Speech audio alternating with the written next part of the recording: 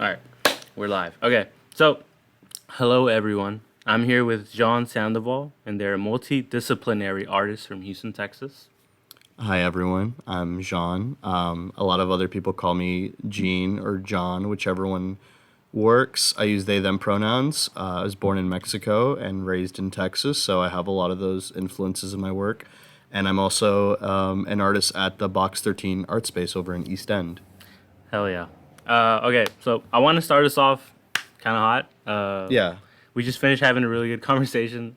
We weren't recording it, but yeah. I want to ask you, John, what is your art hot take? It can be anything in general. Like, what is something that maybe bugs you about?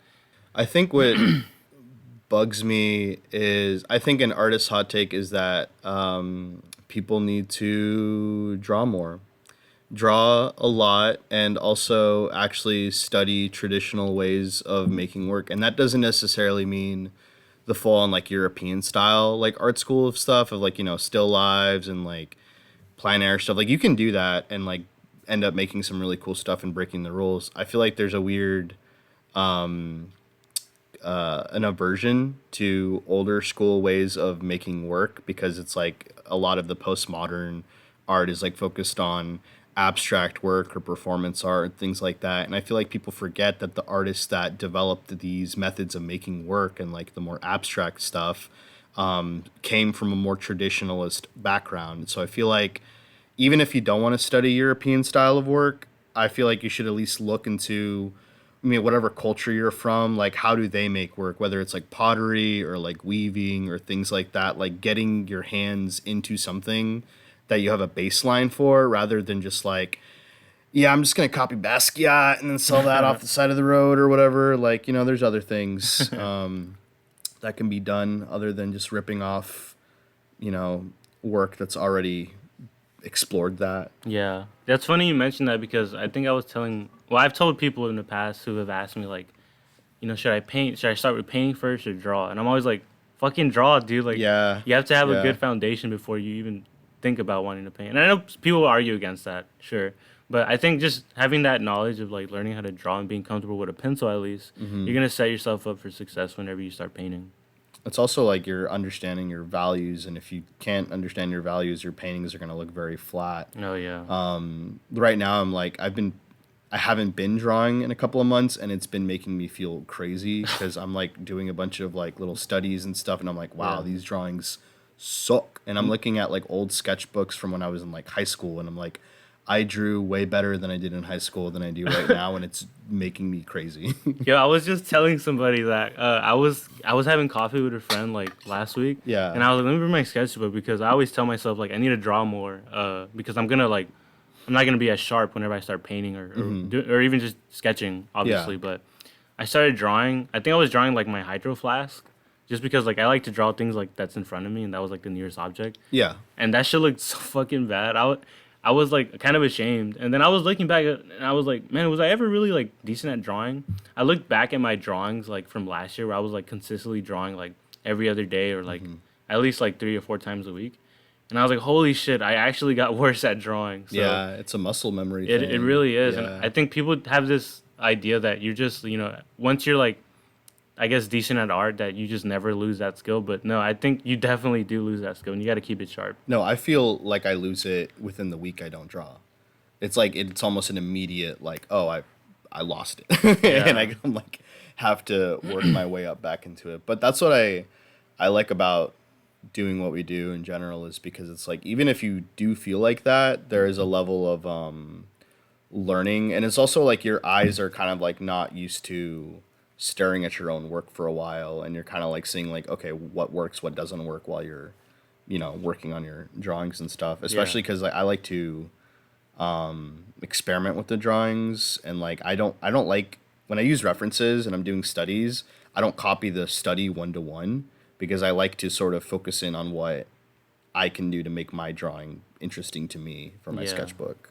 And also, sketchbooks are meant for sketching. Stop trying to make them perfect is another hot take. So Actually, hell yeah, I'm glad you said that because I have so many like empty gaps in my sketchbook, and then whenever I hop on like social media, I see yeah, like sketchbook tour or whatever, and these yeah. motherfuckers have like the most perfect sketchbooks I've ever And seen. how many paintings do they have? Exactly, It's just right? sketches. Yeah, It's like just yeah. sketchbooks. So I agree Yeah. with that. I think I don't remember where I read this or heard this, but I remember I heard somebody say that uh, that their art teacher or art professor told them whenever they gifted them a sketchbook to throw it on the ground and stomp on it a few times to for Yeah. kind of for you to like get that sketchbook shouldn't hold that much value No, to your yeah. actual work. Spill coffee on it, spill anything, just like treat it like shit. Yeah, no, Yeah. I agree. And So I I've had my dogs chew on my sketchbook, not on purpose, but like I've had them do that before. yeah, I just had in regards to like ruined sketchbooks, the most I've had was like spilled water or coffee.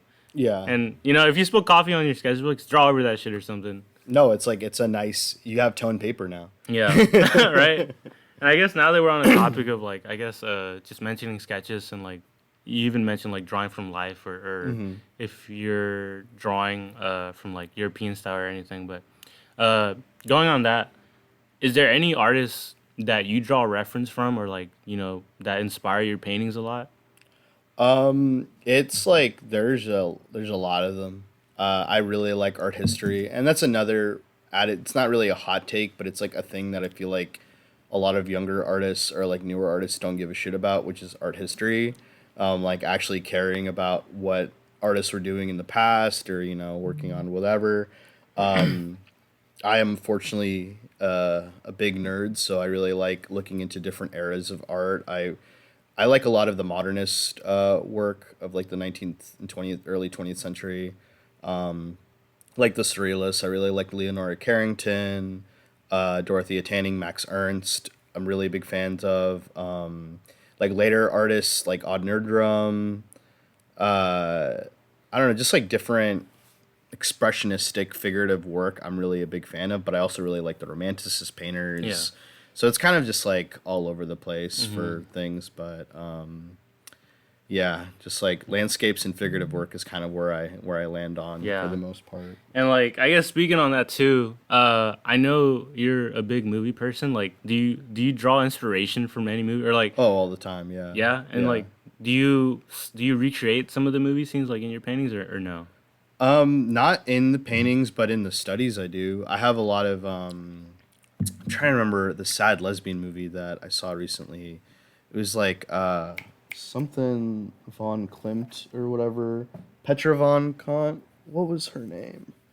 I did a couple of painting studies from that movie, sad lesbian movie on Criterion. If y'all remember what I'm talking about, the German one. I did studies of that. Nosferatu, the Werner Herzog Nosferatu. I really liked painting some studies from that as well. And I recently watched this movie called Walker about the guy in the 1800s who was trying to start a colony in Nicaragua. Like, he was trying to invade Nicaragua for America and basically claim himself to be president, just doing all these What? crazy things. No, the movie's insane. Yeah. It reminds me a lot of the movie Eddington, like that new Ari Aster film, and a lot of the scenes in it's just like pure chaos and fire and like these fascistic overtones, and I'm just like, damn, those would make some really cool paintings. Yeah. So like I have a lot of like I like when I watch movies, I'll like have my phone ready to take pictures of like the scenes I really want to like sketch, or I usually have like a piece of paper on my lap with a little like book lamp, and I'll like do really quick scribbles of like the scenes and That's compositions. sick. Yeah. You know, it's funny you mentioned that because I also pull from media too. Yeah. I guess in regards to just studies and shit. Uh, but I want to know your thoughts. And I remember I got into it with my professor about this, or not me, but I guess my class and Yeah. me. And it's because they assigned us a like, I guess any type of painting you want to do, you can just do whatever the fuck you want, go crazy, right? No really, there was no really like rules to it, but I remember most of the students there like were pulling from like video games or pulling from movies Yeah. or TV shows, like just media. Yeah. And my professor was like, "Why are you guys just coming up with shit like that's already like I guess been made or like from media? Like why don't you just Yeah. do something original?" But I want to ask you like, Are you like against that, or do you think this is just like the new norm for artists nowadays, just to pull from media? Because I mean, media is a big Yeah. thing like for us because we grew up on that shit. Unfortunately, I've seen a lot of. I forgot the name of the artist that really blew up painting Halo screen caps. There was like an artist that was like Like the painting. video game Halo. Yeah, Holy like they were shit. painting like the actual POV, like the Dude, screen, I started and they're like painting very those. like kind of like simplistic, Yeah. like very muted colors, and I was like, man, I don't know if I feel about this, but there's a lot of people that were hating on it in the comments, but their arguments against it were kind of like also pissing me off because like, look, it's not my favorite thing, but like I feel like y'all don't understand, like, again, it's an art history thing. Like people were pulling. There's like the whole appropriation era and the pop art movement where they were just like, bringing collages in, using pre-existing media, making new images out of the old images, and we're also so pop media focused all over us, so it's gonna influence the work no matter what we do. Whether that, I think the professor just giving you the laissez-faire like assignment was the mistake. Like, yeah, people are gonna paint from media. I think the assignment should have been, hey, I know all of y'all are gonna pick something from a video game or from whatever. Pick a screen grab for whatever, get a composition from that scene, and then look at another older painter or older artist and try to recreate that scene using that other artist's style. And I feel like that would help them both. It would help the students as artists like kind of like break down what makes the scene that they're interested in from the pop media perspective, like why is that interesting to me to paint, and then also learning something from the past to kind of like help them influence their later work. Yeah. I feel like that's how the assignment should have gone. I feel like that's more of a, your professor kind of just fucked up by giving y'all the full Yeah. freedom, because if you just give them full freedom, all the kids are going to draw as furry and anime. And unfortunately, like, Yeah. Somebody. and those furry and anime artists studied the traditional way of drawing is all I'm saying. You think so? A lot of them do and Yeah. have. You could like see it in their work. It's just people see the finished product and they don't look at the hours spent studying to make that. Yeah. Yeah. Speaking of studying shit, I feel like I'm jumping into a lot of like study Yeah, questions, no, that's but fine. I want to ask you. It's my favorite thing to do. Okay, great. That's perfect then. I wanted to ask you because yesterday, as I was eating, like I had gotten off work, and I was like, I eat and I watch YouTube, like, overstimulated shit. But I stumbled across this dude. Maybe you're familiar with his YouTube channel. He goes by Jake Don't Draw. Maybe. I know there's a couple of YouTube artists that like I really don't like their channel because they like their personalities bother me. Fair enough. No offense to the fans of Draw with Jazza, but I really Draw I hate his voice. So. Are there? I don't even know who that is. But are there any Draw with Jazza. He's like, Oh, no, I do know who that Australian or is. something like that, and he has a Yeah. little like obnoxiously little loud? drawing character thing. No offense to the Jazza heads out there. But can't stand his. I don't blame you. videos. Are there any other like YouTubers you don't like that do art or like whatever the fuck? Nah, I don't really dive into like YouTube. There's one artist that I really like that does like old master studies. He does like these hour-long analysis videos on the pigments, on like what is being made into certain works for different like old like Caravaggio or whatever, like Yeah. the actual like process to prime a canvas in the old school way, like rabbit skin glue and like the old gesso and things like that. I love watching those videos. I'll never paint with oil, probably, but like I like watching those videos. That's pretty sick. I actually learned a lot of techniques from those videos. Really? Techniques that I use with acrylic that have nothing to do with oils. You think they kind of apply in the same way? I mean, most techniques apply as long. It's like all the techniques are about how you're manipulating the paint. Yeah. And the only thing that's changing is how viscous the paint is, like the way you're sort of making the paint react with like oil. Usually depends on the mediums you use, and then also like it's just whatever mediums you use. The mediums are just different, but they have a lot of contending mediums for acrylic and stuff that I like to use Hell yeah. to Okay. treat paint like oil. Yeah. So I'm glad you mentioned that too. Oh, wait, actually, before I jumped on that, I want to go back to that dude. Yeah, I yeah, mentioned. sorry, yeah. No worries. But Jake Don't Draw. His video was called like I suck at drawing portraits, and or it was like, you suck at drawing portraits, and so do I in parentheses, Mm-hmm. and and his whole video was just basically going over like the Loomis method and how much he hates like Mm-hmm. tutorial online, being like, here's the Loomis method, and I'm sure you're familiar with it. It's like you draw a circle and then you draw a jaw, and Yeah, I'm then familiar you with draw it. like Yeah. 4 lines, but just for the people also, just so that they know, maybe they're not Yeah. informed, but uh, that's like one of the most common methods people use for drawing like faces. But Jake Don't Draw argued uh, that it doesn't really cover everything. Loomis doesn't cover everything in his book. He even read the book, and like it only covers it from this perspective, and that's just like like if you were drawing a person that was facing you, the Loomis method covers that, or like even a little if you rotate the face slightly to the left or slightly to the right, it'll cover that. However, if you want to get like a weird angle, like maybe from like below your chin or like a helicopter perspective, like above your head and like looking up at the helicopter a little bit, the Loomis method is not going to work just because like it follows specific like guidelines. Like I think it's like one Mm-hmm. sixth each Yeah. line Yeah. or some shit like that.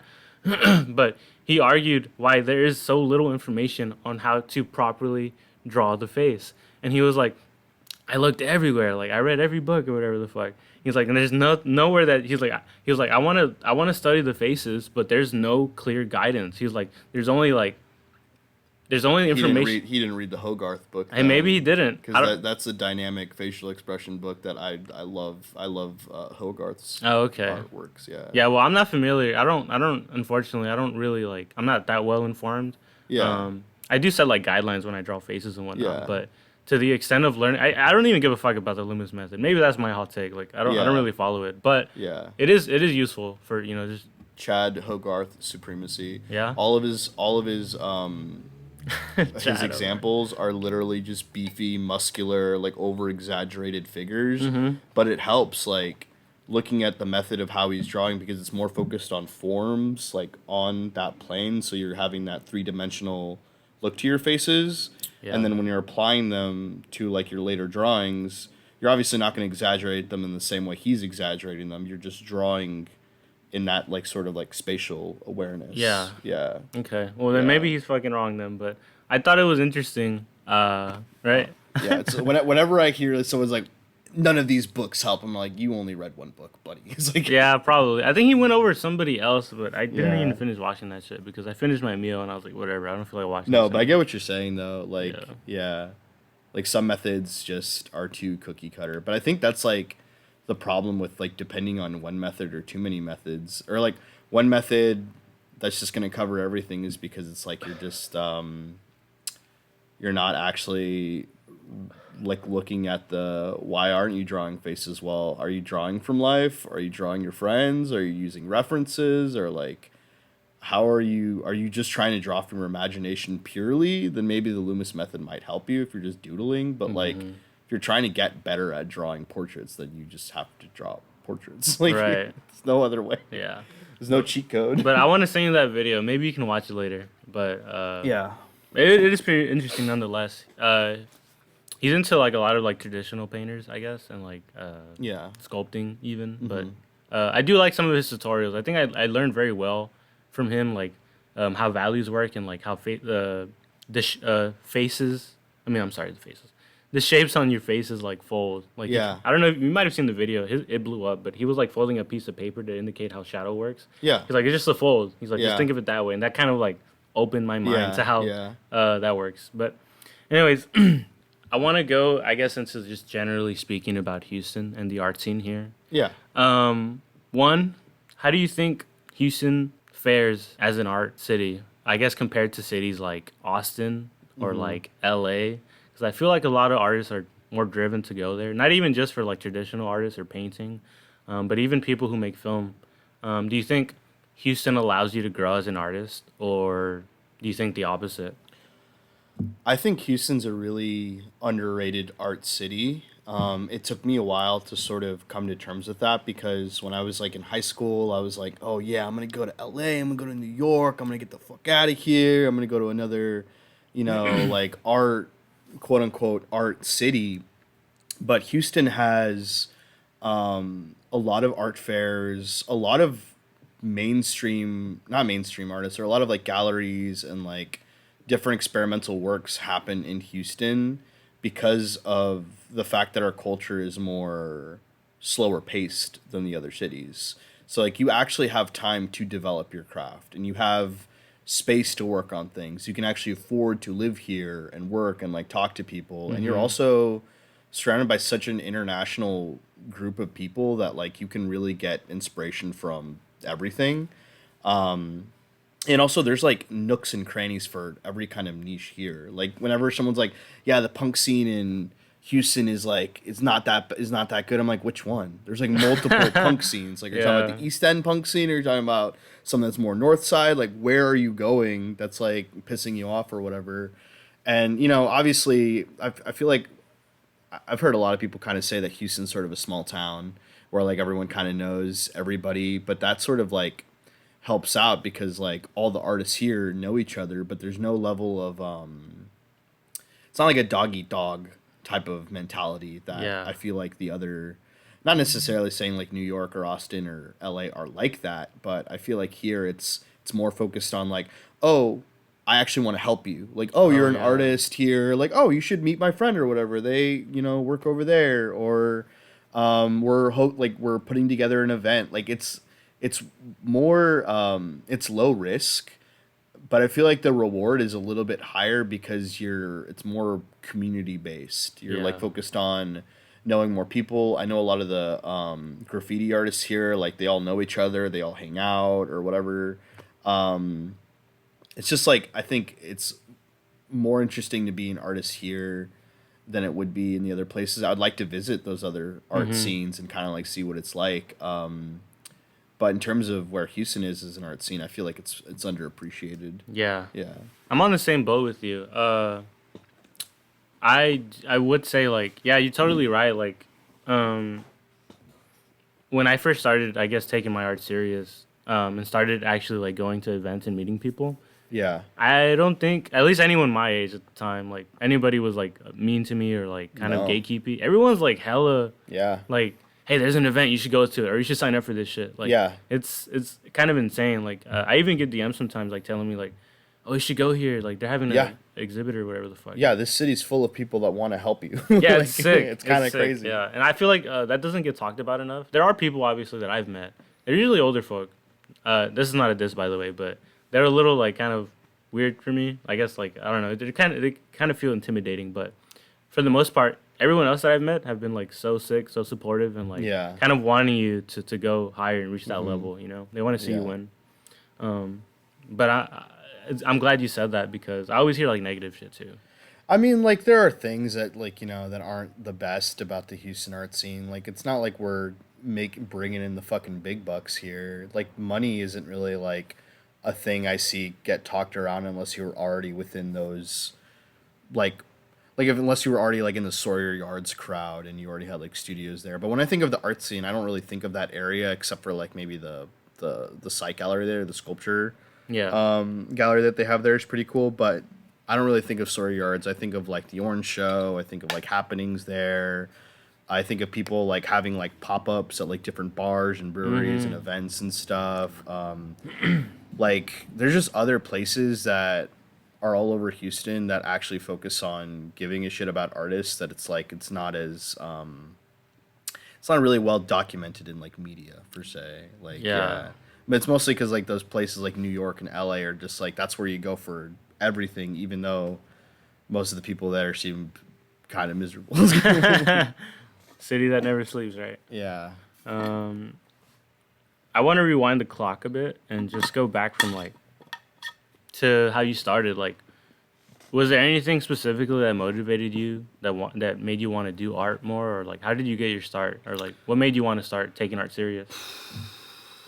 Well, it's like there's two parts to that question. When I started really wanting to work on making art was I've always wanted to make art as a kid. I've always drawn. I've always like kind of been interested in art. My uh, dad's side of the family would take me to like my grandparents would take me to museums all the time, and they also are like a family of curators or people that are like around a lot of art history books. It wasn't anything that they were like pushing onto me. It was just something that like I'm over at my grandparents in San Antonio. There's not really much to do. I'm just playing with bugs in the yard and then looking at art books. They have like piles and piles of like art history books. So I'm looking through those and just kind of like, I'm like, man, this is kind of boring. And like not really like giving a crap about what I was looking at, but it subconsciously would like meld into my mind like, oh, I know these random little factoids or whatever through, I don't know, some kind of osmosis. And we go to museums all the time. Like I loved going to museums as a kid. So like it just was a thing that I was always surrounded by. And my great grandfather was like a curator, and like he was a photographer, and he was also a curator for the Alamo. Oh, sick. What? So like had a lot of like, and my grandma was such a opinionated person. Her sister, my aunt Kali, is a painter here in Houston. Actually, she's Oh, an oil shit. painter, and I love going to the museum with them because both of them have very very different opinions on what they like in taste. Yeah. So like my aunt Callie is like loves to give kind of everything a try. She likes to give everything the benefit of the doubt. She's very like positive when it comes to art. My grandma's on the opposite side where she's like they didn't curate that very well. Like I don't like we went to this like this fashion show Yeah. that was at the MFA, and my grandma was like, they didn't like align that properly, or like I don't understand like why they would put this together with that. And my aunt Kelly's like, oh, isn't this wonderful? Like, isn't this beautiful? It's just like I like my grandma constantly being a hater, so it was like it made me feel validated as a hater growing up. But like growing up around a lot of art without being necessarily around artists, it was kind of like that's sort of where my interest came through. But and drawing as a kid, it was mostly out of spite. There's always kids in class that were way better at drawing than me. And when I would draw, I'd have little doodles, like my little stick figures and stuff. And then it'd be like, huh, that's good, but like, it's kind of bad. Like, you know, people would actually be bullies about how bad your drawings were. So that was like my spiteful thing was like, okay, I guess I'm going to. And I was also, you know, at school with a lot of scared type of children. And I had Yeah. developed my own reputation of kind of being a, not like a, I was called a Satanist, but I was more of an occultist. I believed more into the Goetia and all those other things in middle school because I was a contrarian by heart. And also to get the bullies off my back, I had to be scary in another way. Not because I'm not physically, I'm a small child. So it's like, what am I going to do to like get these bullies off my back? Oh, I'm going to hit them where it hurts, their religion. So I would draw a Right. lot of like scary figures, kind of like because it was interesting to me and I liked drawing that stuff, but also because it would scare the normies. And like that sort of built up all the way past like high school. I was just always drawing stuff like that, just stuff that was interesting to me. But taking art seriously wasn't until around like 2018, 2019. I was living with a roommate named Meg McCon. She's a really amazing oil painter that's here in Houston also. And it was like her and my friend Z, they were both like really pushing me to kind of like take myself seriously as like an artist. Because I was in school for digital media and marketing. I wasn't focusing on painting at all. It was Whoa. just like painting was like a side thing. It was like, it's just something I can do sometimes. But then I started selling work on Twitter. And I was just like, oh, people are actually buying my work and I'm actually talking with artists and like people are taking me seriously. So I should be taking myself seriously. But Yeah. before that, I was more focused on like, you know, like film and like making like props and stuff and like, you know, photo related items. I wasn't really focused on like drawing or painting as like a thing that I could actually like, not necessarily like make money off of, but like a thing that could like, you know, get me more opportunities to do stuff that I like to do. Yeah. But that was like kind of like going back into the hot take thing. Twitter was where I was like making a lot of like work that was like being popular, and I was friends with a lot of artists that were like, you know, that had high follower counts or whatever. I was like still like a small account, like I didn't really, Yeah. I wasn't balling like that, but I was like, oh, I'm actually like selling my work and stuff. Maybe I should switch over my major from digital media to painting. And then the pandemic hit, you know, and everything got crazy from there. NFTs became a new thing. Everyone started like, you know, diving into that shit, and that like split up Yeah. everyone that I knew on Twitter. We all just like, It was either you're for NFTs, you didn't give a fuck, or you were like very anti, like myself, because I didn't like. I just it just didn't make sense to me to recreate all the bad things of the art world, just like just speed up like speed run everything wrong with galleries, creating that like false scarcity of bullshit, the blockchain being really weird and being inaccessible to majority of people. All the people that were like, Yeah. oh well, this is gonna like democratize art. It was like the same arguments people were having with like AI and bullshit like that, where they're Yeah. just like, well, this is democratizing it. Like you can be POC and queer and make art through NFTs and you're gonna make the money. And I'm like, no, the people that have access to the money, the people that have access to the blockchain, the people that have access to all those fucking computers are mostly middle class, upper middle class white people that are only either going to buy your art either as a token and not really give a fuck about what the art looks like, or they're just going to spend it on the little fucking monkey profile pictures or What are whatever. those things called? Something ape. Yeah, the bored apes or whatever. Yeah. That and everyone they had 3 different iterations of that where everyone got their shit stolen. It was like the lore for that was crazy. It was like Yeah. the first one did a rug pull on them, so like they all lost their money, and then they were like, well, this is like, I forgot, it was like super ape or bad ape or something like Yeah. that, and then like this is the new guy, he's the one running the new ape collection and he's legit, he did a rug pull. Holy shit. So then they were like, what do? We lost all our apes. And then they did a third iteration with the super villain ape guy, I forgot his name, but they I don't like even remember. they Yeah. did they kept like having names that were like, he literally has the name "I will screw you over 2024" or something like that. And everyone's like, "This guy seems legit. He's gonna like not do a rug pull again." Yeah. Lost their apes. Wow. I guess these motherfuckers don't learn, huh? Well, it's like it's a gambling thing. I think they have like all that extra excess income, and they don't actually want to pay for art or give a shit about art. It's just about, I don't know, just whatever stupid finance bullshit dreams that they have. Yeah. Not to mention the environmental costs of like Bitcoin and cryptocurrency is like fucking stupid. It's not like as bad as like fast fashion and oil, but like it's still like, why would you exasperate your carbon footprint with like a stupid little blockchain image of something you can't even own? And Yeah. as an artist, like why would you even like consider that? Like the argument was like, well, artists hop onto the new technology all the time, and I'm like, I hear that well, argument all the time for AI. yeah, sure, yeah. You're right. Artists should be making blood.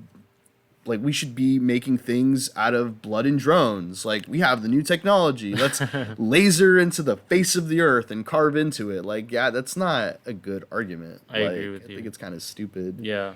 But it's like the same thing with like AI, where like NFTs kind of pop. There's still like stragglers that are like somehow still trading through Ethereum. They're all talking as if like Ethereum is not like Ethereum 2.0 is actually better for the environment because it uses proof of stake instead of proof of work. And I was like, there's no like real evidence other than other crypto sites that are saying proof of stake isn't like, bad for the environment or whatever. It's just a bunch of other shit. But Yeah. anyways, all that to say is I wasn't taking art seriously until around like, a little bit around post-pandemic. Like Oh, really okay. fully taking it seriously Yeah. until post-pandemic. That's when I decided to switch over to painting at U of H, and then graduated with a BFA, and then joined the Box 13 art space not shortly after. Sick. So Yeah. yeah. That's funny. The whole shit about NFTs. I remember I was looking on Twitter every time somebody would post one, and it's Yeah. like, "This is mine. You can't own it," or whatever. And then everybody in the Screenshot replies, it, yeah, yeah. screenshot it, make it their Yeah. profile pictures. They're like, troll that's them. not actually how it works, and I'm like, yeah, but you're just how else would it work? Yeah, like who gives a fuck, bro? What do you really own? Yeah. Like, yeah. It's just stupid. I think it's like you said, it's more like for finance bros who don't really care about art or whatever the fuck. No, it's just like a weird status symbol thing. And it was annoying to see a lot of like artists that I really cared about like go into the thing and then be like, I guess you guys don't want me to make money, blah, blah, blah. There's an artist that I really respected and I really liked their work. And then, I don't know, after that, it was kind of like all the other red flags were there. I just wasn't paying attention to them. And I was like, oh, wait a minute. You made like art for all these like huge like fast fashion companies and a bunch of other things. You were already on the path towards being a fucking shill anyways. But, Yeah. No. Yeah, you're right. I had a few artists that I followed too that I was like, okay, you're into NFTs. This is like pretty sad to witness. Yeah. You go down this path. I mean, that's what's really fun about social media is that your algorithm is what you make it. So I just block and unfollow everybody I don't need to look at. Yeah, I was think like, I remember when I first followed you. I think on Instagram and Twitter, I seen like your Instagram was like NFTs or AI art gets blocked immediately. yeah, I'm just like I'm just not gonna.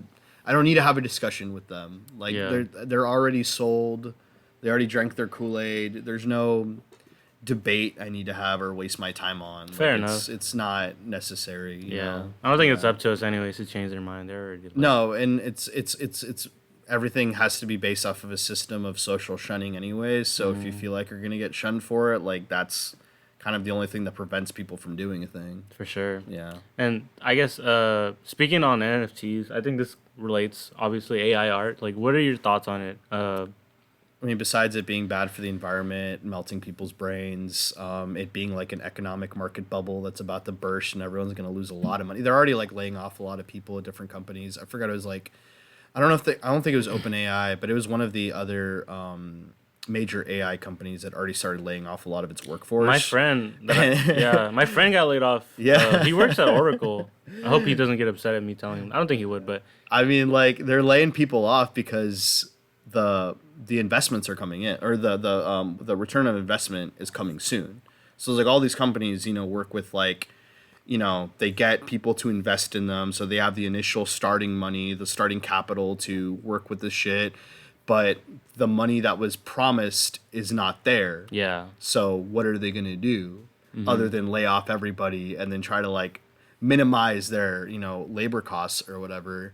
It's a speculative bubble. Even Sam Altman-Fried recently just said it's a bubble. He's like, yeah, it's actually kind of a bubble. Sorry, y'all. Yeah. Like they're melting servers, running out of fresh water supplies that they need to like do all the cooling things. Like oh yeah, besides the logistical, environmental, horrible philosophical things that I have against AI, as a tool itself for art, it was something that I feel like could have been fun to play around with if it didn't have all of the other shit that was tied to it. In a world where artists get taken seriously and have opportunities to live off of making art, if we had like actual socialism or some shit like that, or a Yeah. country that gave a shit, had grants for those things, if we didn't have to worry about artists getting laid off, like graphic designers just immediately getting like cut off from just like being replaced with like AI bullshit. If it was instead introduced as like, hey, this is your graphic design team, you're fully unionized, you're fully protected, you also can mess around with this AI tool that's based off solely learning from the things that you have inputted into it. So like, public domain things, art that you are comfortable with, being trained on the company's specific AI trained tool that y'all will use for your jobs. Yeah. That is saved by saved by the union or whatever. Then yeah, AI would be fine. Yeah. I wouldn't care about it. It's like the arguments against AI art is like, well, you're just against like people having fun with it or people doing these stupid things. It's like, yeah, but the cost of you doing your stupid bullshit it's affecting everybody else. Yeah. Like all the company towns where they built these like massive data centers, it's like poisoning their waters. It's like, and they're also building them in like mostly like Black or Hispanic towns or places where it's just like not necessarily the best economically. So it's like they're promising them economic benefits that they actually won't see. Yeah. And poisoning their water supply while doing it. Yeah. It's a tale as old as time. Yeah, I'm glad you're bringing all this up because I have a Yeah. lot of mutuals and friends that Yeah. that actively like post AI or I don't even blame them sometimes because sometimes they don't even There's a couple of AI memes that I'm like, okay, that is kind of funny. yeah like I am a fan of the Dobby pregnant series. I'm a fan of the oh, wait what is that It's an account of just Dobby being pregnant. what the wait I think I've seen this shit yeah I like the little cat Master ones Potter said he would marry me after Dobby got pregnant. Oh Or some my bullshit. God. Like that's the legacy that JKR deserves. Yeah. So I'm okay with that.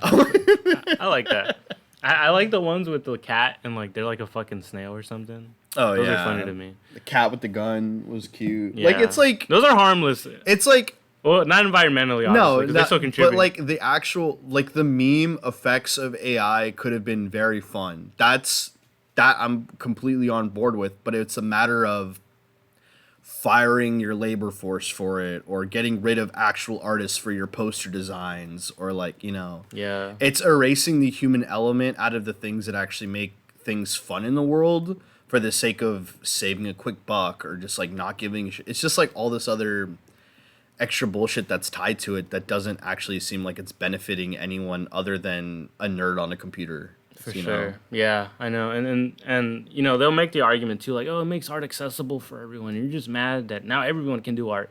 Everyone's been able to do art. Yeah. You go get a fucking pencil and paper. There are so many, and I think there's like there's one person that's making an argument that I was like, well, this is allowing for disabled people to make art. I'm like, there are so many disabled people, or people that are just like not physically capable of doing art in the traditional way, that are still phenomenal artists. Yeah. And you're just like shitting on all of them. Yeah. Like by being like, well, now they can. Like they've been making art way before you. Yeah, Like, art's always been extremely accessible. It's one of the things Yeah. that makes art so like beautiful. Yeah. Yeah. It's just like I don't know. It's fucking Yeah. It's stupid. But yeah, like I was saying, I'm glad you brought all these points up about AI, because I have a lot of friends who, like I said, don't they don't think about it. Yeah, They I don't mean, think about it. and they also are not artists, so they don't see like. And, Yeah. and this kind of draws into maybe another conversation we can have about like people being obsessed with just the end result of art. Earlier we talked about studies and learning the Loomis method and whatnot.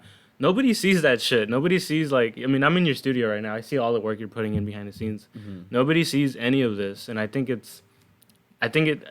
AI kind of ties into that, where people are only obsessed with the end result. They Yeah. don't care about the steps it takes to get there. Yeah. Or the amount of years you spent on studying something. Yeah. They just care about having the end result and Yeah. being like, woohoo, look what I did, Yeah, they only care about ripping off of other people's years of work Exactly. to like create some stupid like, oh, what if Ghibli was Star Wars? Like Dude, some stupid ass I shit. feel so bad for Miyazaki? Yeah, man, Yeah. like he spent his entire career perfecting that art style. And Yeah. now everyone just copies that shit or Yeah. feeds it into the algorithm of AI. And it's stupid too, because you can always tell when it's AI when it has that stupid ass yellow piss filter. Yeah. It never fails for me, and I'm always like, dude, It's either the yellow piss filter or there's like something extremely teal about it. oh yeah. Like yeah. I also notice like the weird like lines and shadows. yeah. But that's also why I bring up too. Like I don't blame my friends for not noticing. Yeah. I feel like we as artists notice because we have the experience of Mm-hmm. the steps it takes to get to that point. yeah. Or like the weird wonky lines or the teal you said you noticed. Yeah. It's pretty apparent to us, but for them I don't blame them. I guess I do blame them for not being informed on why it's so bad. It's like, but it's like with like, like with cigarettes. Like you can't a good stop point. people from smoking cigarettes, but you can cut out the advertisements for it, and that is what effectively killed the cigarette industry. Was going after the advertisements, going after the marketing that they had, making it to where you had to have packaging that said this shit causes cancer. Yeah. And the only thing that they were able to counter that with is vapes. Because vapes, if you've noticed, all their commercials are very colorful and very like they're very like in your face, like you can vape. Like it's they're able to market vapes because they don't have the same sort of like things against it. So everyone's got a huge vaping issue because of that. Yeah, that makes a lot Because of sense. people aren't smoking cigarettes unless they really want to smoke a cigarette. Yeah, yeah.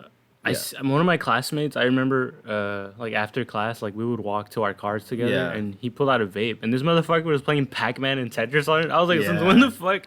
Okay, but that's like Yeah. kind of cool though. Oh, it was, dude. That is kind of like I'm like not really a big fan of like nicotine vapes, but I'm like that's kind of No, it was dope. sick. That's Don't get kinda me cool. wrong. Like, I if mean- you can play Doom on your vape. I mean, shit. Yeah, that's pretty tight. Yeah. And he was like making calls on it and shit. I'm like, how the fuck did crazy? Phone vape. Yeah, bro, crazy. All in one vape. Yeah. That's kind of crazy. Just a crazy ass era we're living. See, in. that's different. That's like I can respect that. Oh, Like, yeah. I, I can mean, I can respect a modular tool being formed, amalgam of just all. Yeah, these that's other like things. that's like Steve Jobs. I don't even think would have imagined like a device like that existing. I feel like it would kill him. Oh, for sure. Yeah, he'd be like, "What the fuck?" He's probably You could- looking down. And You could just- give him a stroke. yeah, Looking down Or- from where? from somewhere. I don't know. The top layer of hell. The top layer of hell exists in heaven, I guess. But the no, but like AI is just like one of those things where it's like I feel like if people if it wasn't so fully advertised and like heavily in your face about things, people would not give a shit and not have to deal with it all the time. So Yeah. yeah. But that would be again like if we existed in a society that actually had consequences for people's like actions, or if we actually had like people that gave a shit about the well-being of the I'm, population, I mean, you our know? country's like kind of pro AI. I mean, you see, like, I don't know if you're on. Oh, it's fully Yeah, on board with like AI on. because there's every politician has money in AI. Yeah, I mean, So I don't know if you've been on Twitter lately, or I mean, even just since Trump got oh, you're talking elected. about like the White House Yeah, posting AI. AI memes and shit. Yeah, AI memes of like immigrants getting detained in the Ghibli style. Like that Yeah, shit's fucking insane. it's I don't think George Orwell could have predicted like the level past 1984 of authoritarian like malice and bullshit. So, Yeah. yeah. For all my Metal Gear fans, Hideo Kojima predicted this shit. Play Metal Gear Solid 2, I promise you're gonna be like, holy shit. Kojima again with the win. Yeah. Yeah, I fucking I do think in terms of like how I would this isn't a question that you've asked, but I feel like yeah. if you were gonna ask someone about where they would want to see themselves in terms of like being a successful artist, I think there's two different paths that I would like. One, there I don't know the name of the artist, but there's this artist that like he just lives on like a weird like boathouse thing that's like off of Maine or whatever in New England. He just like lives in this like really nice like rustic little house on a lake, and he has like all of his stuff in there, and he just paints, and he's like a nice little old man, and he takes a boat to get to his house, and that's really cool. What? That I feel like would be a good indicator that I'm like, yeah, I made it as an artist. And then the second thing would be like being like Kojima, where you just hang out with like random celebrities and you're just like they don't even know what you do most of the time. They're just Yeah. like, hey, Kojima wanted to hang out with, I don't know, the girl from Yellow Jackets, and he's just like, yeah, I guess that makes sense. Yeah. He He's just like, I need to 3D print you to Yeah. put you in my game. And they're like, okay, that's fine. Yeah, as long as he has the money for it. Just hanging out with Norman Reedus, just Yeah. like in general. But it's like you at that point, it's like not even like about the money. I think for some of them, I think they legitimately were like, "Oh yeah, I want to be a part of this Kojima project." I Yeah. don't know what this is, but like he seems like a cool Yeah, guy. I mean, I think they see like all the celebrities like pretty much have like a good understanding of what he does. Yeah. And they're just like, I want to be a part of that. He's collecting celebrities like their figurines. Oh, literally. And that is so funny to me. Yeah, I think it's pretty sick. Yeah, because it's less about celebrity worship to him and more about like that guy seems cool. I'm gonna have him hang out in my studio. Got him printed out. Now he just hangs out with me for lunch every now and then. Yeah. Like he just collects them. yeah, I think that's sick. I feel like Yeah. most artists, if they had their way, I guess kind of like what you mentioned, you see Yeah. yourself like that would be my way for sure. Like just hanging out with my homies, Yeah. doing art or whatever Yeah. the fuck. But I guess moving on. I want to talk more about your art, which is funny. Yeah. I don't even know if we talk too much about it, but you mainly use acrylic, right? So I use a lot of different mediums, but mainly for my paintings, I will use a mixture of acrylic and sometimes we'll have gouache depending on the colors I'm looking for. I've experimented with like watercolor on canvas using like certain absorbent grounds and mediums, but like for sketches, for like illustrations, for everything else, I use like watercolor and gouache, mostly acrylic inks and things like that. It's kind of like whatever is that I can use with like wet and water based mediums. I'll kind of like play around and mix up with. For my acrylic paintings, I like to prime the surfaces and give them like a really thick texture using like different types of like texture mediums, but also like sand and like tobacco, crushed flowers. I like to use like whenever I go to like beaches and stuff in different places.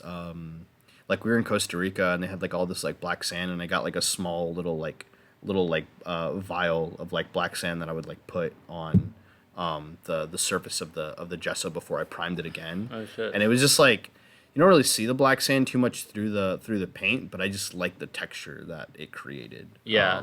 And that's usually what I use a lot on the surfaces. Yeah. That's pretty sick. I didn't even think of ever adding like shit to my gesso. I guess whenever I Yeah. started priming the canvas. How did you get drawn to that? Like, did you just one day just throw shit at it, or It was that YouTuber I was talking about that like paint it was like teaches you to paint like Caravaggio and things like that. He was talking about like different ways that they would prime their surfaces, and he's talking about how like the gesso bonds that they like looked in, like the chemical structures had like different types of quartz and stuff, silica from like the sand that they would add to the ground. Yeah. But the way that they would do it would be actually like grinding it down to like a really fine powder with like a bunch of other things into it that would make that gesso ground.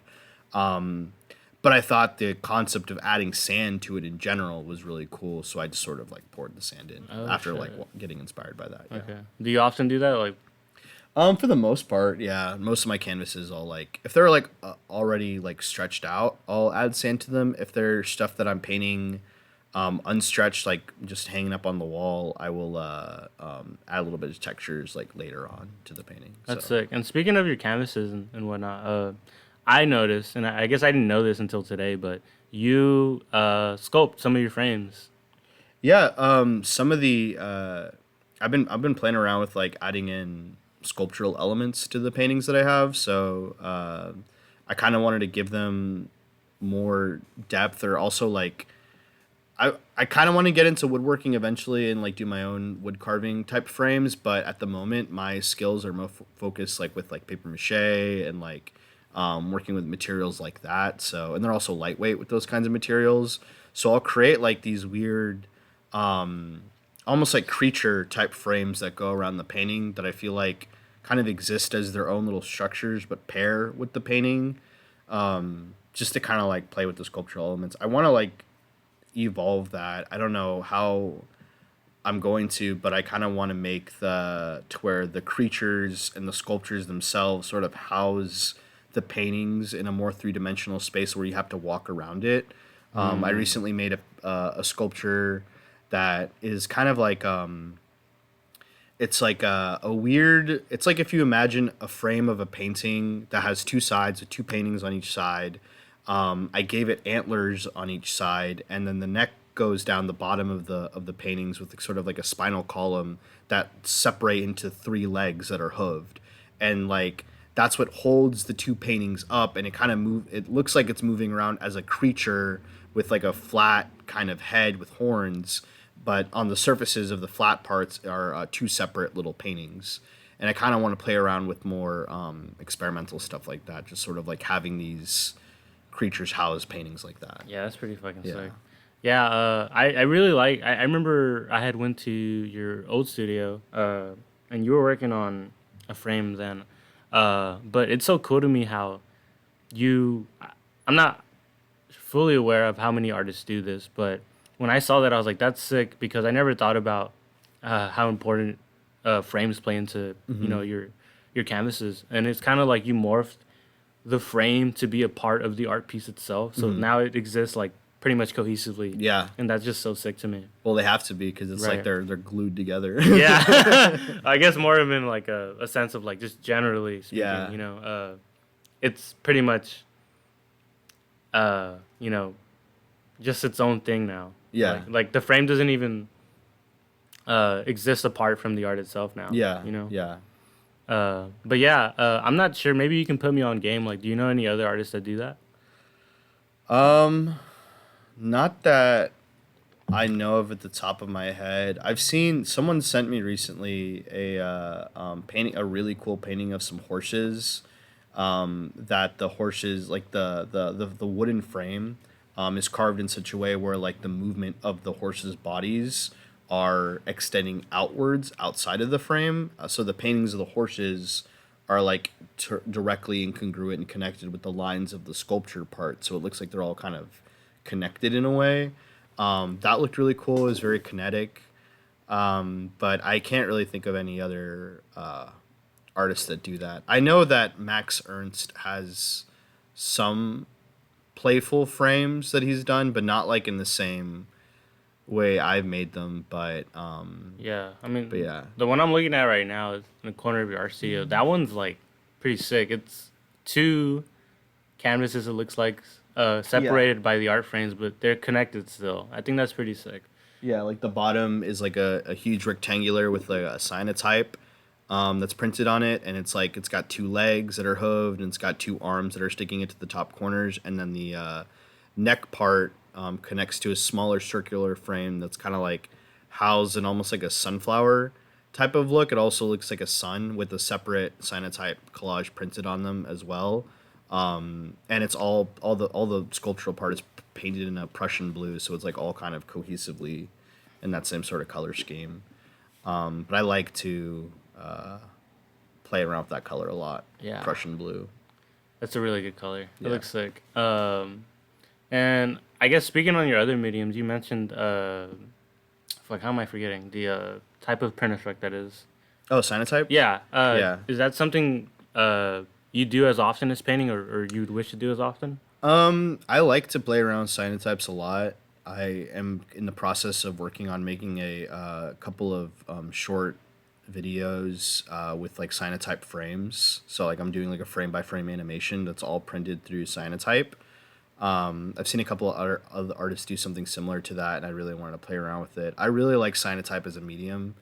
I also really like the way the cyanotype itself reacts to certain paints. So when I cyanotype print on a piece of watercolor paper, for instance, and I'm like drawing on top of that or painting on top of that, sometimes the paint will still interact with the cyanotype, and it creates these like really weird, trippy blends. Yeah. And I like playing with cyanotype a lot in that way. I like being able to expand the collages I make into like larger images and printing them on it. It's something that me and my friend Z Garcia, who's a collage artist, has like we've both been experimenting with like that same sort of technique of like basically stretching huge fabrics over canvas and then printing on top of them, or cyanotype printing on them, like basically tiling a huge image on it and then printing on top. Their focus is more embroidery. My focus is more is like using the cyanotype image on that surface and then painting on top of that surface, kind of like as a underlaying image or whatever. But Yeah. I haven't like played around too much with it because I've been out of the I've been out of medium and I've been out of like time to experiment. But I recently had a couple of shows, and now that I'm kind of like done with those, I just want to like spend the next couple of months just experimenting and playing around again. Yeah. Because that's like the something that I wish was explained more in art school was like, hey, if you have a show, your focus is probably going to be on that show. So when you have the free time, play and experiment as much as you can. Like, don't just like sit around and like let it, I don't know, waste time or whatever. Yeah. Yeah. That's cool. I wanted to ask too. I guess since you play around with multiple mediums, would you suggest that like maybe artists who are still like on the rise to their own like art career, would you recommend they play around with other mediums or kind of just like focus on one? I think playing around with everything is pretty healthy. I mean, Yeah. playing around with stuff that like doesn't require a huge like budget cut, I think is like the main thing, cuz I've definitely invested money in things that I'm never going to like mess around with as much as I would like to. So, like I have a whole airbrush set that I'm like still barely troubleshooting. Like it's like not shooting properly out, and I haven't touched it since, and it was an investment that I'm like, damn, I really need to like think about. It's like it stopped me from trying to just randomly buy other shit. So I think Yeah. another thing is like playing around with other mediums that are very accessible is very good. Like cyanotype is a really accessible type of thing to play around with, a different type of printing medium. Yeah. Getting in a line of cuts is pretty fun. But in general, just like playing around with other mediums just makes your art better, and it also helps you get out of creative blocks. Yeah. So if you feel like, oh, I don't know what to draw today, like then don't draw, paint, or do something with markers, or go take photos. Yeah. Do something different, you know? Yeah, and I feel like you'll probably gravitate towards something naturally if you enjoy it, right? Yeah, exactly. Yeah. Speaking of that, I guess sticking or not sticking to one medium, I remember I talked about this in my first episode in the intro, and Yeah. I was asked if I had a hot take pertaining to art, Yeah. and I kind of started talking about PewDiePie. I don't know if you've seen that video where he learns how to draw for an entire year, and he just spends the time like learning how to draw in a sketchbook. Yeah. But my gripe with the whole thing was that he was drawing anime girls, like literally just their face, and I guess like I don't understand why exactly he decided Yeah. to draw that, but I seen a lot of people giving him praise, which is good. I'm not like knocking his success. If that's what he wanted to do, then sure. I doubt Yeah. he like wants to go into the art field like seriously, but I guess just generally speaking, I fear that some up and coming artists, because that's a very accessible video, Hmm. and if you're an artist and you want to learn something, and you stumble across that video, I Yeah. feel like you're gonna get kind of bad advice if you were to watch a video like that, or that video specifically, because he spends his entire time drawing one thing. It's like if I were like, I want to get better at painting, and I just Yeah. spend my entire time drawing a fucking apple for like a year. Yeah. Like, yeah, I perfected the apple, but I don't know how to draw faces yet.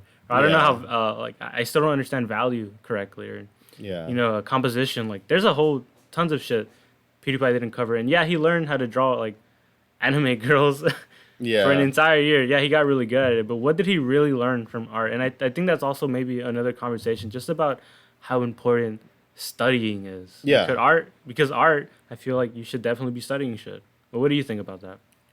Well, I mean, yeah, it was like my whole spiel earlier about like art history, studying traditional methods of making work. Because it doesn't even have to be like, it's like, yeah, if you want to draw anime, that's fine. Just Yeah. like learn basic proportions and things like that, and then draw different types of anime. Don't draw the same like look at the mangas and look at different mangakas and how they like render their characters and facial expressions and things like that. Like what does an overly rendered face look like versus an under rendered face look like? And then like you can compare them to other styles, and then just if you wanted to just do that, then yeah, but you have to draw from other inspiration and other artists. But at the same time, all those mangakas also studied the traditional way of drawing in the first place. Right. They only learned how to break those rules because they learned the rules first. And that's kind of like where I had like a lot of not like arguments, but I had a lot of tiffs with like different artists that were like in art school with me, where a lot of them just didn't understand the value of art history. A lot of them didn't understand the value of just like wanting to draw or like even study. And some of them, I don't even know why they were there, because they were like, I'm not actually here to paint. I'm like, "Then why are you in the painting? Anyways, I don't need to get into that. Wait, like painting majors weren't there to paint? Yes, That's painting crazy. majors that were there that were like, well, I'm not actually here to paint. I'm actually here to like do whatever stupid shit. I'm like, buddy, why are you here? There are so many other people that could have like gotten into painting block that really That's wanted to. insane. Whatever, it doesn't matter. But the point is, it was just like during critiques, it'd be like they would have a lot. A lot of the artists that were like arguing with me on this had the weakest work during critiques. That makes sense. And it wasn't like me conspiring with all the other artists in painting blog and be like, yeah, when the critique happens, talk shit on that artist. They're not studying very well. Like it wasn't like a conspiracy. It was just like, hey, I mean, if that's how you want to go about this work, if you only want to draw Five Nights at Freddy's, like that's what you're gonna get, like or Yeah. whatever other video game character. There was people like, that were drawing Five Nights at Freddy's. yes, it's like Seriously? if you wanted to draw this character, make it interesting. Like make it to where like I didn't realize you could do that with that character or whatever. Like put that character in an Edward Hopper scene for some reason, or something that That'd be makes it funny. interesting, or like Yeah. a Five Nights at Freddy character is like hanging out with Tony Soprano, like something that makes it that makes me look at it and go like, there's something about this. Like Right. like you could do something other than that. Instead, it was just the character on a solid colored background. Yeah. Nothing else going on with it. It was just a copy and paste image from the internet that they did, and they had a lot of strong critiques on it, and everyone in the group was like, yeah, we don't really like this. And then they'd be argumentative, being like, well, I think the professors are just pretentious. I think the other art students are just being pretentious. I think they're just like, they don't get it. Oh. And I'm like, I'm actually trying to help them and be like, I don't think it's bad to paint what you're painting. Yeah. You're just not making it interesting. That's interesting. Man, critiques. I'm actually not a painting major. I'm an architect major. But, Yeah. I mean, I obviously love painting. I do it Yeah. on the side. But I have taken one painting class and one like drawing class. Yeah. And I've had critiques in those, and I don't think. Well, no, actually, people's experience with critiques is just insane to me. I know Yeah. it just gets. I'm sure at a university level too, it's even more crazy. But Yeah. I know everyone It's usually. not as crazy as it should be, in my opinion. You don't think but- so? You think it No, should be a little? I don't think people are harsh enough. Seriously. Yeah. Okay. Cool. I wanted. Well, I mean, I'm not saying that in a bad way. I actually wanted to know your thoughts. So I'm glad you said that. Yeah. Uh, I feel like but people are too nice yeah. sometimes. So Yeah. would you take it among yourself, like, to be that guy? To like, No, I just think it's like I didn't speak out loudly enough as I should have. yeah.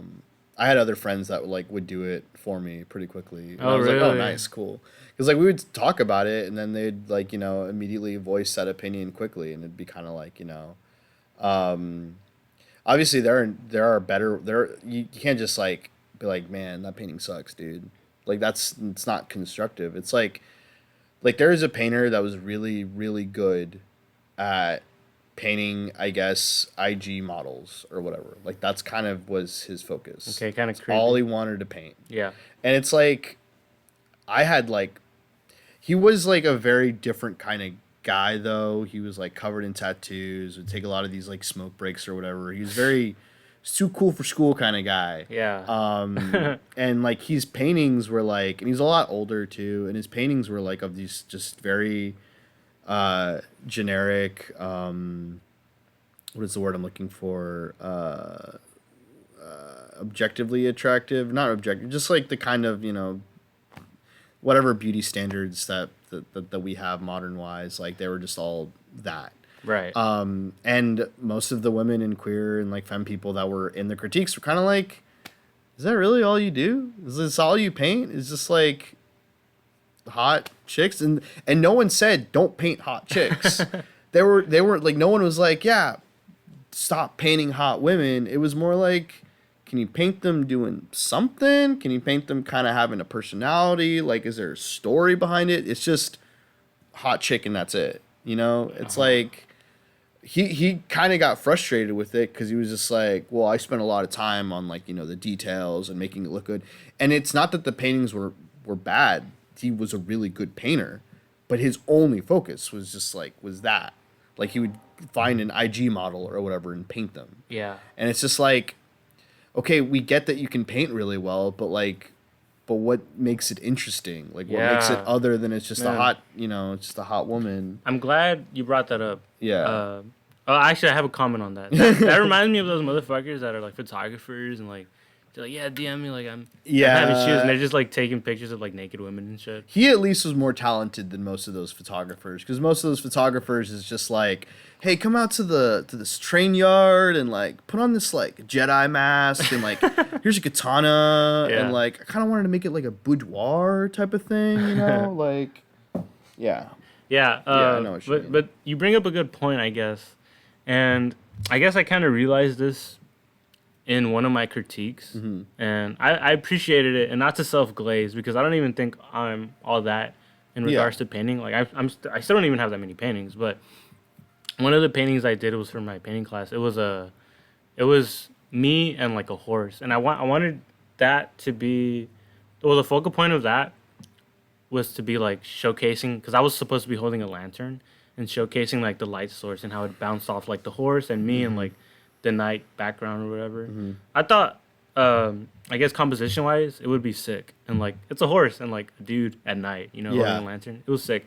I drew inspiration from Django, like the opening scene where he's holding a lantern. Yeah. And like Red Dead Redemption 2 and a few of those classic spaghetti western movies. Like I was watching a lot of how am I forgetting the director? But he made The Good, the Bad, and the Ugly. I watched a few of his films, and I was just at the time really into western. Anyways, I said that in my critique, like because they asked like where I drew inspiration from, and I said all those things. And the painting, funny enough, it wasn't finished. They gave us like 3 weeks to finish that shit. Like it was kind of big at that time. That was like the biggest painting I did. Yeah. It was about that size. I don't even remember. Like Okay. a little bigger maybe, but So like 36 by 48. yeah, just Yeah. about. Yeah, exactly. So at the time, that was like the biggest painting I had done. Yeah. One of the biggest in class because we were all like painting one students. Yeah. Right.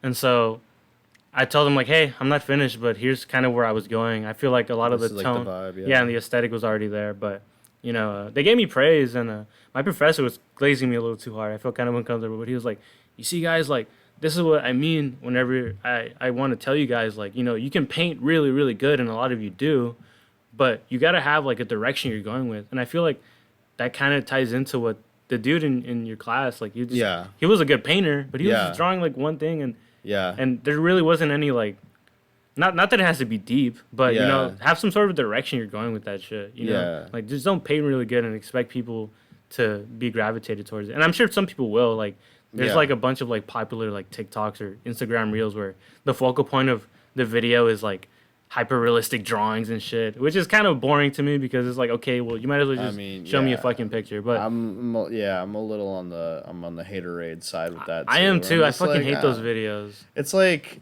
I respect the work that's being put into it. Like I respect the talent, but it's like if the image itself is boring, like what do you want me to do? Exactly, right? You painted a real good job. You painted a really hyper realistic portrait of this random person. I have no context of. Yeah. Like, how often does those even get Yeah. looked at aside from the real? Like if it was like I don't know if there was like an actual like if the context was like this is the a painting of someone who is like killed by whatever fucked up thing and Yeah. this is like a political painting, I'd be like, yeah, that's kind of crazy. It's Yeah. like they really spent a lot of time making this thing that you have to like realize like, oh, this person was real.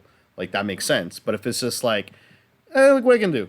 Yeah. Look what I can do. Right? Look what I can do. Yeah. It's like it's just like, it gives like you're showing off. I feel, well at that point it's like it's more is this craft or is this art? Yeah. Like yeah. That's a good point. But that's like, but I don't want to get into that because then there's a lot of stuff that's considered craft that I would consider art. And there's For a lot sure. of, But I think a lot of debate on that. Yeah. Yeah. But I just think generally speaking, my professor just made a point to whereas, Yeah, have a direction. yeah, have a direction. You know, just don't like just draw anything without any like context or aesthetic or something something to showcase that you're like aiming to achieve something with this painting. Yeah. And like I said, it doesn't always have to be deep, but I think aesthetically people will be drawn more to it just because it showcases one kind of your style Yeah. and two that you have like a sense of like direction or something. But man, that's crazy. That motherfucker was really just drawing bikini girls. It wasn't bikini girls, but it was getting there. Right. It was getting there. On the same boat. It was like they were just like very just like generically attractive women. That was it, like headshots. They had clothes. Okay. They were clothed. Yeah, they weren't always skimpy. No, it wasn't skimpy. It was just more of like that's all he was drawing and painting. But it's Yeah. like you could tell from the composition of the paintings that they were from the photos that were from Instagram. Oh. You know what I mean? Like you could tell that this was like kind of a, not like selfie, but like they were very they felt very like Social media they driven? felt social media ready type photos. Oh, I see. But the critique on him wasn't even like you're not a bad painter. We just wanted to see you kind of explore like what else can you do like with that, like what are they doing, and again no one told him not to paint hot women. Like it was all of these women in the class that were like, yeah, you can paint hot women, like we like painting hot women too, but like we're giving them like autonomy and stories and things like that, not Yeah. just sort of making an objectifying piece. That makes sense. Yeah. But yeah, and then there's like, I feel like the critiques though just weren't getting hard enough into like, I don't know, we didn't really focus too much on like technique or like style or anything like that. It was more of just like, here's the painting, how does it make you feel? We didn't really talk about what the painting was. We didn't explain our piece. We just like, you sit in there, you show the paintings, and then people kind of like talk about it. Yeah. And then that was like that's how the critique style. And then at the end, you can like defend it or whatever if you I want see. to or whatever. But which I like that method, but yeah, it was a lot of times is people just going like the colors you used. That was a nice color palette. Good on that. So just kind of But boring. not explaining why it works, like Yeah. what was the kind of color palette that you use, like why these colors work, why these colors don't work. Yeah. Maybe you went all over the place with your painting, maybe you used too many colors or whatever. I don't know. Maybe your professor had stressed a similar thing. I'm not sure. Yeah. But during our critiques, I remember my professor told us that he really hates the word detail. And while you're critiquing somebody's art or explaining your own art, Yeah. don't use the word detail because detail can mean anything. So like if you're describing that you really like the value of the painting, like the amount of values there are, say that. Yeah. Or you really like the line quality or how painterly it looks, say that. Don't Yeah. say I really like the detail you added here, because that's kind Yeah. of vague, and Yeah. I think that could have helped a lot of people, maybe who don't, or maybe if you're listening to this and you're like have a critique sometime soon, don't say Yeah. the word detail. Yeah. Don't say the word detail. Stop saying things like, "Yeah, I really." Fuck, what was that? What was that one thing that was always said all the time? It's like, if you're gonna bring up composition, explain why the composition is good. Don't just be like, "I like the composition." Like that's just a throwaway, like easy comment you can Yeah, that's do. true. I I feel mean, like most of these comments can be throwaway if you're not like diving into the context of why you're saying it. And I that's a feel good like that's point. another thing people don't do. And I think it's good to have that like extra set of thoughts when you're putting in a simple throwaway comment like that, because if you're focusing on like, oh yeah, what's like the values or like the colors or the composition, why do those work, why do those not work, also helps you out as an artist, because then you're thinking about it on your own That's a shit good point. Yeah. and you're like, oh yeah, why does that work, why doesn't this work? Yeah, because even saying like the values are really good. Well, what Yeah. about them? Like how is Yeah. there like a contrast going on Yeah, between? like is it really soft? Does it kind of feel like the soft focus of the painting makes it feel kind of dreamy, or is it really harsh and dark and it feels kind of like very moody? Yeah. Because like the painting you were describing with you and the horse, like, and you're describing those scenes. If it's a night scene, like what makes it work as a night scene? Or like, is the sky really nice and dark, or do you see kind of like bits of color, green in the sky? Is there stars? Is there not stars? Is it cold? How can you tell if the painting is cold? Right. Is there like a little breath coming out of you, or is like a warmness to everything else? Like, is there little bits of snow? Like little things like that, Yeah. So those are better ways to go about critiquing somebody's art, right? Yeah, rather than just like fully being like, yeah, this sucks. Yeah. So you think that's common, like in universities or just critiques in general? I just think critiques, like, everyone's kind of too tired to like say anything. Yeah, they're kind of Too drained. tired or like too introverted. That too. Oh, Yeah. that's a good. I from my personal experience, a lot of artists that I've met are kind of introverted. Oh, the majority of them are. Right. Would you consider Yeah. yourself an introvert? No, I'm one of the freaks that's like an omnivert. Wait, what is that? I don't think I've heard of that. Like I don't really think that's a thing, but like I do have a social battery and I do get drained out, but I do really like talking to people.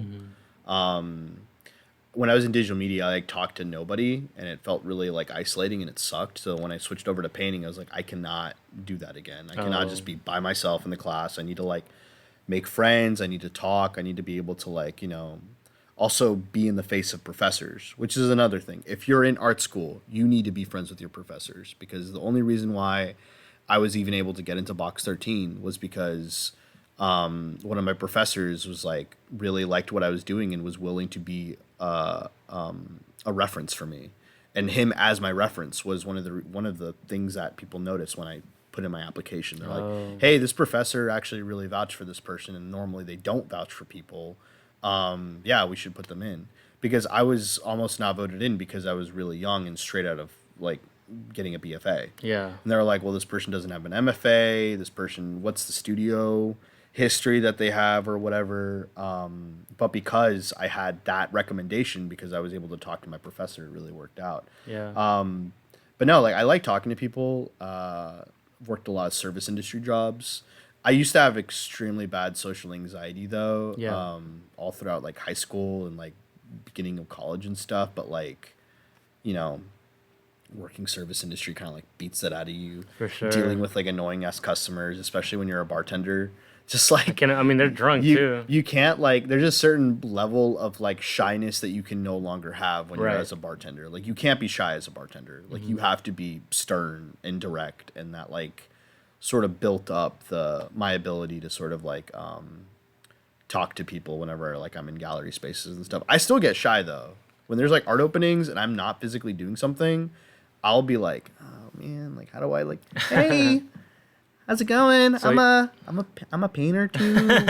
What do you do?" Yeah. So Yeah. even with all the experience you've had, you still find yourself Oh, getting yeah. shy. Yeah. Yeah, I mean everyone kind of does a little bit. That makes sense. Yeah. Everyone that's like, even the older artists like still have that level of like awkward standing around like, don't really know anybody. I guess I'm just gonna wait until someone approaches me. I see that a lot. Yeah. So That makes yeah, sense. I feel like for younger artists, it's good to have like at least a couple of lines memorized in your head of things that you can like say randomly to a stranger. Um, my it for me, it's easier to approach people that are like closer to my age. I can be like, "Oh, I really like your earrings," or like, That's a "Oh, good that's like a point. really nice like your shoes a lot," or whatever. Just like a compliment like goes a long way Yeah, most of the time. Yeah, for I've sure. met a lot of people through shows like that. That's cool. Yeah.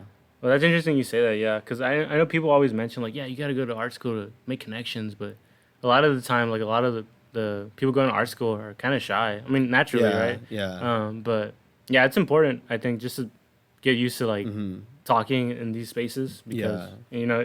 the people you're gonna meet, I feel like are gonna be important. And not that's not to say like to use these people to get in somewhere. Well, no, yeah, that's the wrong way to look at it, but also it is only who you know. Right. Everything in the art world is who you know. Yeah. Honestly, anything in any business, any industry has always been who do you know? How do you know these people? Can they hook you up? Like, not like to be like, like you said, seeing it as, oh, this is a person I can use as an opportunity. It's just more of like, oh, I know this person and they can help me out with this. Like, Yeah. and if they don't, like, don't be bummed out about it. Yeah. Like, I mean, you shouldn't be. I don't think that should be your aim, anyways. I think. no, exactly. Yeah. Yeah. It should be organic, but yeah. The last question I have for you is going into like, you mentioned, I guess being shy in exhibits even. Hmm. Uh, are there any exhibits that you've been a part of or shows or Hmm. anything of the likes that are maybe your favorite or you just have a really good experience? Like I know you did the that sculpture exhibit for MFAH Yeah. in the summer. I went to Yeah. that. You and Yeah. Ashley also was a part of that. How Yeah. was that? That was really cool. I think with any shows, my main focus is to get the work done because even if I start on it early, I'm still working on everything last minute. So it's like the stress and the anxiety of getting it done and having something that looks good and presentable and survivable is like my main focus over the actual show itself. And then when the show happens, it's like the weight is off my shoulder. I feel chill. I'm like, okay, cool. I don't have to focus on having to put it out. It's there. I'm Yeah. ignoring it. Let's not talk about it. Actually, let's not talk about the work. Let's talk about something else because I'm here now. Like Hmm. I've been looking at this for like the past couple of weeks. I don't want to look at it again. Yeah. But like the actual experience of the shows have been really good. The MFAH one was interesting. That one was a little like more speedy because you had to like do an artist talk and a panel discussion and stuff. Hmm. So I didn't get to like explore the things that the previous artists were doing. Like they had like workshops and like little like setups and stuff. Oh yeah. Which I'm actually gonna have one for this year too. I'm thinking about making masks. Oh yeah. Just have to figure out how to like mass produce at least like 300 400 masks for like kids and adults to kind of like paint and decorate Oh, during that's the sick. show. So I just have to figure out a way to do that before November. Will you be hosting that here, like at your studio, or? No, it's gonna be at the MFA grounds at the sculpture. Oh Garden. no Because shit. they had like, all the people. They had like Rebo and a bunch of other like Lau was also. They had like an ofrenda and stuff. They were like artists from the year before were invited back to set up their own little like art making or art demo type of thing. Yeah. So now that we were the artists from last year, we're the ones that are invited to do something this year, like a workshop and Oh, stuff. So okay. yeah, That's so the one sick. I'm doing is gonna be like mask making and Hell stuff. yeah. Yeah. Okay. I want to Yeah. go. I want to make a mask. Yeah, no. Well, it's like the masks will be made, but it'll be like decorating and Oh, painting the masks. I'll do that too. Yeah, Fuck it. That sounds so fun. it's just trying to like figure out how to like get the logistics right for that. Yeah. That's Um, exciting. And then in terms of like shows that I really liked, I guess this last show at Box 13 for a show that I did called Psychic Self Defense. I don't know when this podcast is going to go out, but if it's before October 4th, the show is still up there. Saturdays 1 to 5 when the gallery hours are open. But if not, just shoot me a DM and I'll show you the work that was in there in my studio space. That show was really nice. It was really fun. It was nice to see a lot of people kind of come out to go see it and stuff. But I think, but the show that surprised me in its turnout was the show I did before was for Two Headed Dog. It was like a little pop up event that I was organizing with my friend Ori. Well, they did the organizing. I was just making art for it. Yeah. I've made a couple of paintings that were gonna go up on the walls and are hang up at the metal walls. One of the art pieces, actually, some of the sculptural elements from the Psychic Self Defense show were shown at the Two Headed Dog show. It's just a pop up one night thing, but the amount of people that I knew there was really cool. It was like a really good turnout. It was kind of crazy because it was a Monday night, so wasn't expecting that type of crowd to show up. So that was, I think, it was a nice feeling for that. But yeah, That's pretty cool. Okay. yeah. Only thing sucked was having to wake up at 4 in the morning the day after to go to work. Jesus. Yeah. That sounds terrible. Yeah, I had to finish I installed everything in the afternoon, deinstalling everything around like midnight to 1, not finished unloading the U-Haul and everything till like 2 in the morning. Yeah. And then like going home and being like, all right, going to work at 4. Man, I would have cried. I probably would have called in to be Oh, honest. and then I had to stay extra because I had a team leader meeting for that till like 3 o'clock in the afternoon, and then I had to like yeah, and that was Holy just shit. that was it. Yeah. Yeah. Did you have a coffee or anything? Did it help even? It was I don't even know how I was surviving. At some point, like once you get past a certain level of tired, like you've reached a nirvana status of like you're just awake It's like now. a high you reach. It's all yeah, it's a delirium. It's a delirium. It's a manic state. Yeah. Yeah. Actually, I actually have one more question before Yeah. I end things here. But you brought up a good point, saying earlier how while pursuing art, you worked a lot of service jobs. How would you recommend people going about managing their art career or pursuing art, manage their work life or making time for art even? Yeah. How would you suggest they manage that, or how do you manage that even? Or are you still like trying to work that? I'm still learning on juggling all of that. What helps is that I do live at home with my parents, so that is part of a thing. So I'll be transparent about that. So like rent and like utilities and stuff is like way lower than most other people's stuff. And then I've always like had a job to like cover all the other things. So like working, different service or retail jobs or like a combination of the two to kind of like keep the rent for the studio paid and things like that, covering material costs. It's honestly, I haven't really had any work that like sells in a way that like will I guess like benefit me having the studio. Every now and then I'll like get invited to do like a show or something like that, and that will like help cover the rent for like that month by itself. But like it's I haven't had any like big time purchases or anything like that. So yeah, having a job, being part time other places is kind of like the only way to go about it for me Okay. to survive. So Yeah. but the way you present yourself is also really important to other people. For So like sure. whenever I'm out and about, people see me as an artist, and I talk to them, and they're like, "Oh, you're an artist," but they don't see me as like I receive the trucks for like a grocery store in the morning. Like they don't see me as part-time receiver. You know what I mean? Yeah. Because I'm not like making that my life or my personality. It's just what I use to pay the bills. Yeah. So I'm glad yeah. you said that too, because I mean I know a lot of artists who just have regular jobs like even baristas, bartenders. This like, economy. Yeah, just man. It's just fucking making crazy. art, Yeah. like selling that. It's not gonna. yeah, I don't think Yeah. it's kind of hard to be feasible unless you're like at the tippy top. Yeah, or like, you just already have that like passive income or have some kind of crazy connections, or you don't have a moral compass and you don't care about selling like AI NFT bullshit. Yeah. Like if you don't have a moral compass, you can do a lot of things that can get you money and you can just not care about it. So, Yeah. yeah.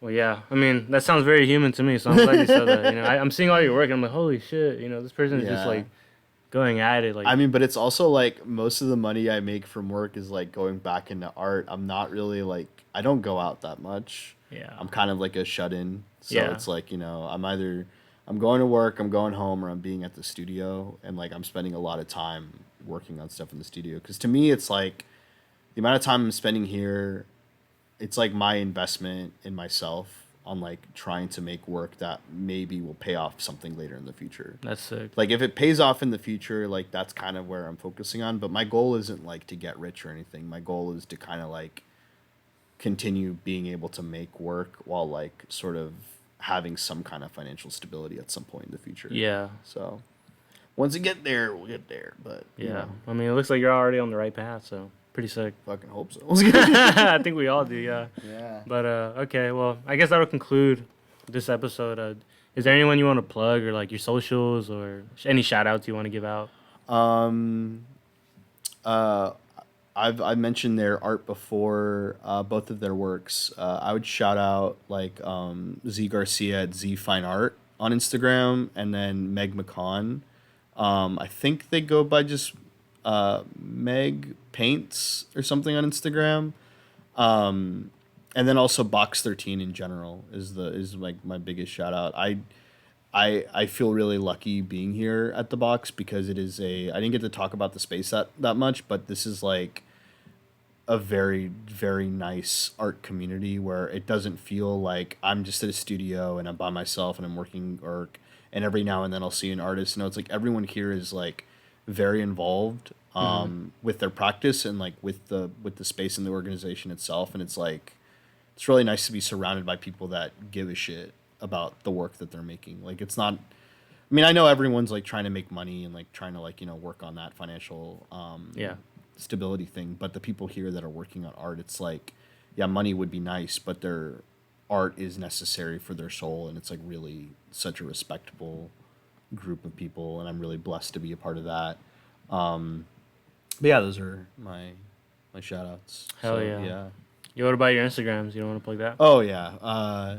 It's spelled Jean.E.Sandoval. So like Johnny Sandoval will be the Instagram handle, and on that will be like, pretty much wherever I post work. I'm on there way more often than I would like to be. But I guess we all are, right? hence the marketing of yourself is a big deal. It's the only thing digital media was good about for me, was like, oh, this is how I can like learn how to market for myself. For sure. basically. It's very important too.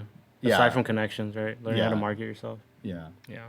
Well, thank you so much for giving me the time to interview. You were so amazing. No, thanks for talking to me. For It was sure, dude. cool. Yeah, it was sick. But all right, lovely people. Peace out. Love you.